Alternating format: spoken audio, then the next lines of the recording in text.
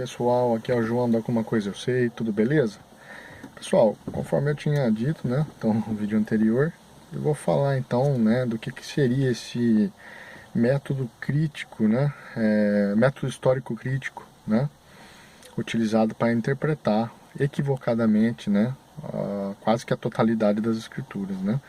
Porque vocês vão ver, conforme eu vou explicar, eu citei isso no final do vídeo anterior, né, é um método extremamente relativista, né, que faz uma releitura da realidade e parte de premissas totalmente falsas, né, porque eles excluem a premissa mor da Bíblia, que é a premissa da fé. Não se entende a Bíblia sem fé, né? E então, quando você se propõe a ler um livro, você tem que saber quais são as premissas que o próprio livro estabelece. E a Bíblia estabelece isso.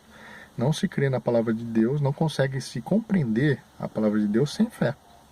E esse método histórico-crítico, ele interpreta interpreta as escrituras a partir de uma leitura extremamente racionalista, né?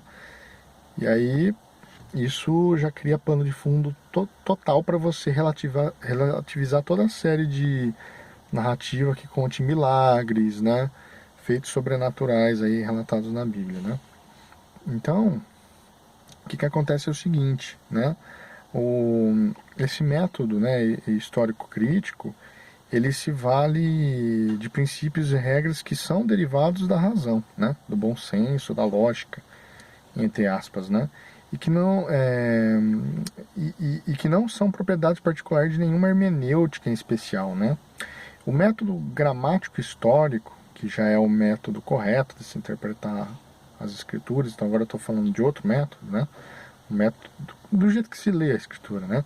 Então já o método gramático histórico, ele interpreta a Bíblia tal como as escrituras se propõem, ou seja, mediante a fé. Não tem outra maneira de se interpretar, né, os milagres, por exemplo, que nem eu falei, senão mediante a fé. É uma fé racional, mas ainda assim é fé, né? E para tais milagres e feitos incríveis serem reais, basta que o Deus mencionado, revelado nas escrituras, exista, né? Basta que ele seja real, e também todos os milagres também por hora será, né? Então, se pela fé nós cremos no Deus revelado nas escrituras, e ele é real sim, é só vocês estudarem sobre Jesus, que vocês vão chegar fatalmente a essa conclusão, tá? Se vocês estudarem a sério, né? Vocês vão chegar fácil nessa conclusão. Então o Deus relatado na Bíblia é real. Então logo, todos aqueles milagres e feitos incríveis são possíveis em Deus. Então esse método, né, o gramático histórico, ele leva em consideração isso, né? Esse é o método correto. Mas voltando ao método histórico-crítico, que é o problema, né? Voltando a esse método esdrúxulo, né? Nesse método histórico-crítico, ele tem, o que ele tem de distinto do método gramático histórico é que ele tem uma dívida para com primeiro, né? Ele tem uma dívida primeiro com o humanismo da Renascença. Primeira coisa, né? Da qual absorve a ênfase no humano em detrimento do divino, né? Ele tem também uma dívida com o deísmo inglês, que é aquela teologia que diz que Deus criou o mundo, né? Pôs tudo para funcionar e desde então sumiu de cena, né? Não interage com o ser humano. Esse método também tem uma dívida, né, com o ceticismo francês, da onde ele tirou a dúvida como pressuposto dogmático, né, e metodológico. Ele também é devedor, né, do iluminismo alemão em relação à teologia, né, a teologia onde ele adotou a razão, né, ao invés da revelação. É isso que é com esses movimentos que ele tem dívida, né? Ele nasce dessas entranhas relativistas, né? Então o método histórico-crítico, ele é um filho de sua época, né? Ele absorveu de todas as tendências e movimentos do iluminismo, do deísmo, do humanismo, do ceticismo, né? Algumas das suas características que o marcam até os dias de hoje, né? Inclusive, né? E é um método que abre, né? Que abre mão do único pressuposto necessário para entender efetivamente a Bíblia, o pressuposto da fé, Então, qual que é a conclusão? A Revolução Francesa, o Iluminismo, o Humanismo, o Materialismo Histórico, o Marxismo Cultural, todos esses movimentos encabeçados pela maçonaria, com o financiamento de barões dinásticos, né, grandes banqueiros, tipo Rothschild, Rockefeller, né, Soros, esses caras aí, essas famílias dinásticas, né, desde as épocas da Renascença, do Iluminismo, do Materialismo Histórico, né.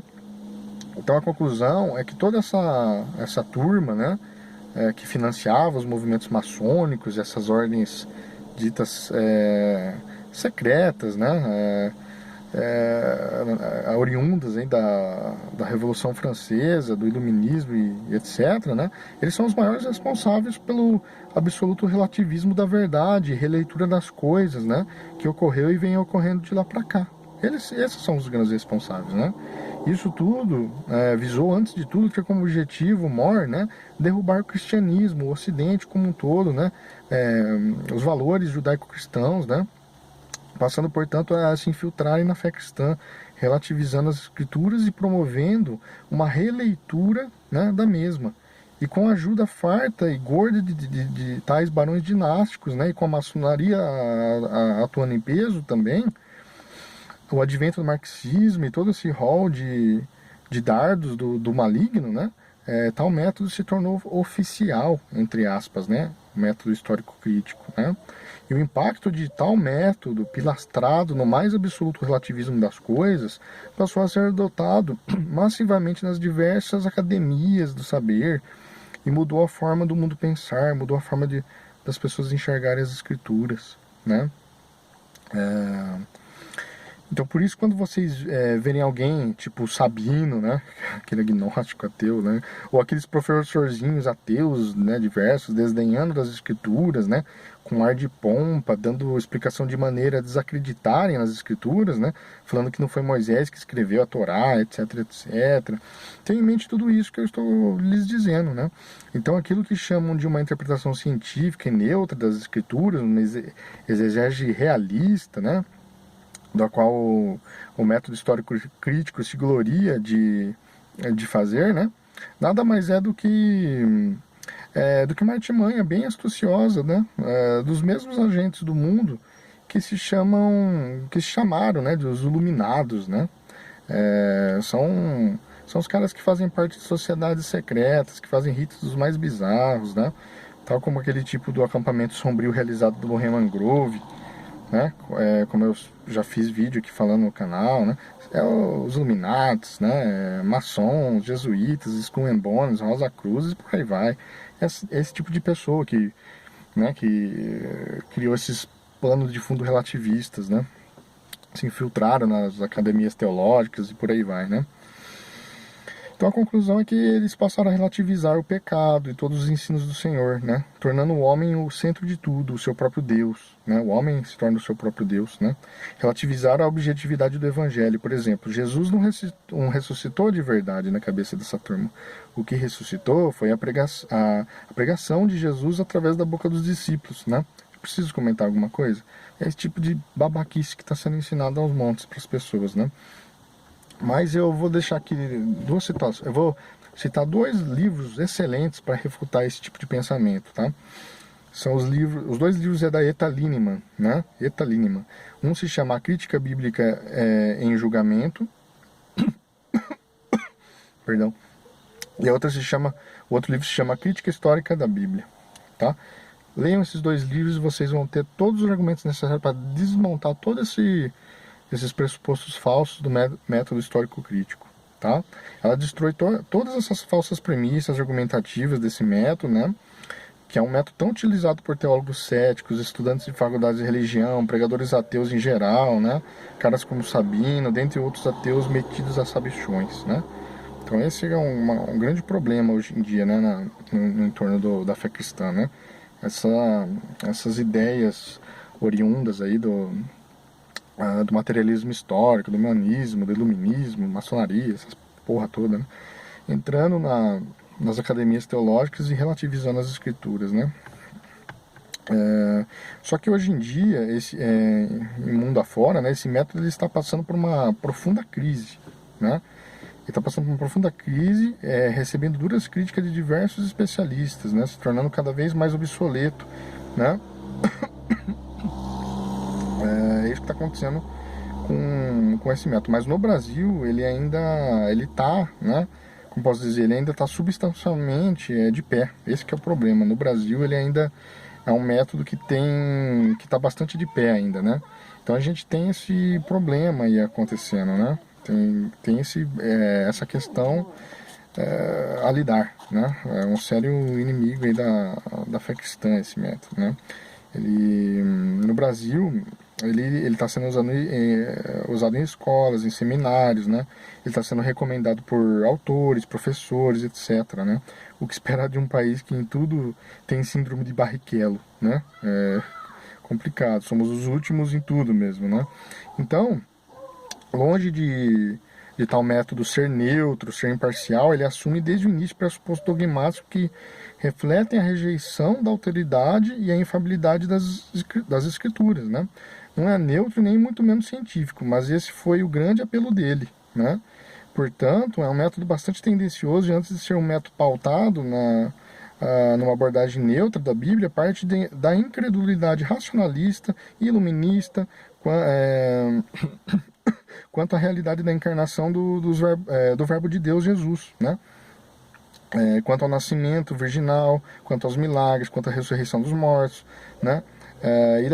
E quanto à ressurreição de Cristo, consequentemente, né? Então, esses são os efeitos danosos que tal método tem causado, né? Então, a conclusão deles já está bem estabelecida antes mesmo da pesquisa. A Bíblia, como se diz, né? Antes mesmo da pesquisa, a Bíblia não é historicamente confiável, né?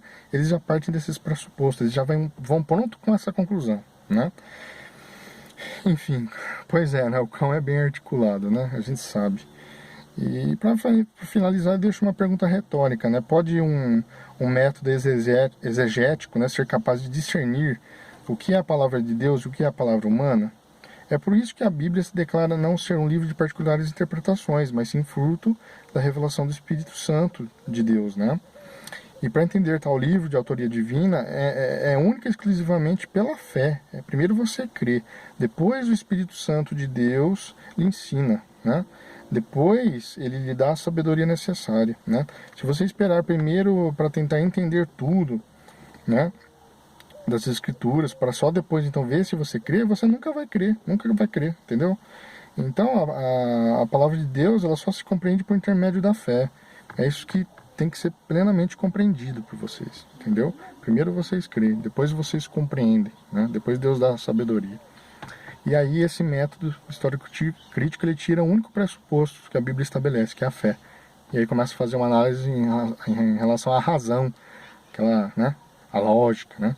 E aí o que acontece? Jesus para eles não ressuscitou, o que ressuscitou foi a narrativa, né, de Jesus, né, pela boca dos discípulos, né? O mar vermelho não se abriu, os milagres na verdade são alegorias. Eles começam a fazer esse tipo de relativização. E isso a maçonaria é rei em fazer isso, é rainha em fazer isso. É um movimento extremamente relativista, marxismo cultural, todos esses movimentos de esquerda extremamente relativistas. Então é bem-vindo ao tempo onde 2 mais 2 não é mais 4, né? Esse é o problema, tá? Então é muito importante que vocês entendam e saibam confrontar essas premissas falsas, tá bom? Então creiam na Bíblia, a Bíblia é sim a palavra de Deus e é um bíblio extremamente confiável. É um livro extremamente confiável, tal como eu deixei bem explicado no vídeo anterior, tá bom? Peço que se gostaram desse vídeo, eu peço que vocês curtam, que se inscrevam no canal, que compartilhem, fiquem com Deus e até a próxima.